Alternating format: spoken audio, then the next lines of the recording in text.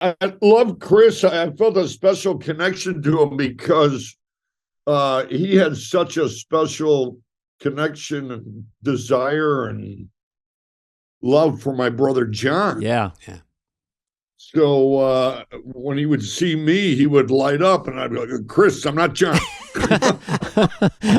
but you knew him. Man, I know, but he was so great. It was so great.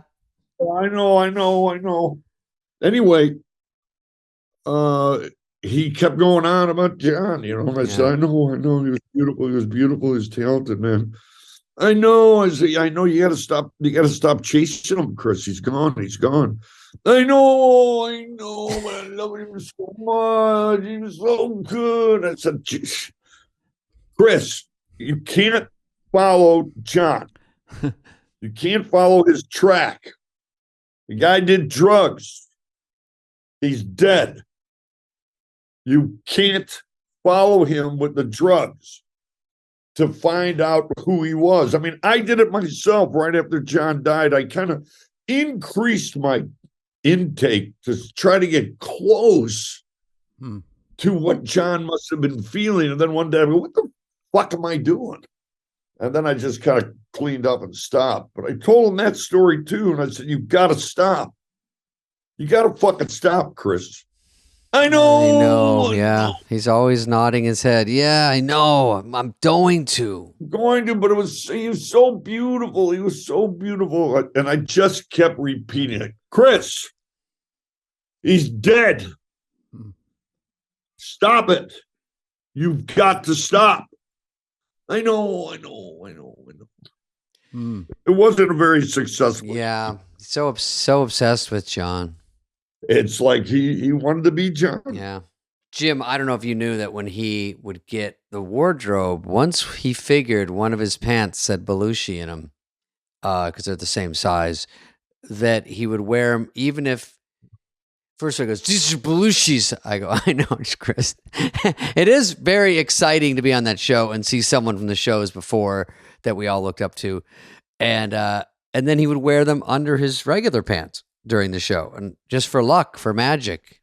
Yeah, no, I actually, the first couple of movies I did after that, one movie, Silver, I took a little hat of John's and I wore it in the movie just to kind of bring him along. And another movie, I wore a belt of his just to kind of bring him along. But addiction is an obsessive behavior. Yeah. And it just extended into obsessing about John. Yeah, true. Was it something, obviously you'd think, well, maybe he admired John because John was a pretty big guy and very physical and very spontaneous. And I mean, was it just relating to him, you think? Or was there something deeper just about John's personality that Chris admired, and emulated? I mean, who knows why we have certain idols, but clearly John was his idol comedically. Yeah, I don't know. I don't know what it was. I mean, he died at the same age. I don't know. He just he got obsessed with the guy. Maybe it's because he's Chicago. They were the same size or spontaneous. Yeah, I think he saw himself like growing up, going, "Oh, there's a guy like me," and he's from Chicago. He'd always talk about and he'd bob his head like Aykroyd. And listen, we all grew up loving Belushi and Aykroyd and that whole everybody, and when you're in it, you think you're shitty and they're great. And then it takes years to someone to say, oh, Chris, you're great. And I said, you're as good as Belushi. Toward the end, I said, I sound crazy, but as great as he was, you're up there, dude. He's like, no, never say that. Yeah. And, but the truth was he was great. And again, cutting it short for a crowd that could have seen a lot more. And you're right. There's no telling him no. And if you say it too much, we would have problems because no.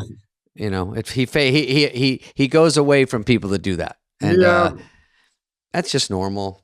Yeah, that's normal. That's normal addictive behavior. I mean, even John in the end, Danny said something very interesting, and that was, when John died, the people that were around him, Danny didn't know any of those people. Yeah. None of them. So addicts kind of create a community that will support them, that will indulge them in what they want to do. Same lifestyle. Yeah.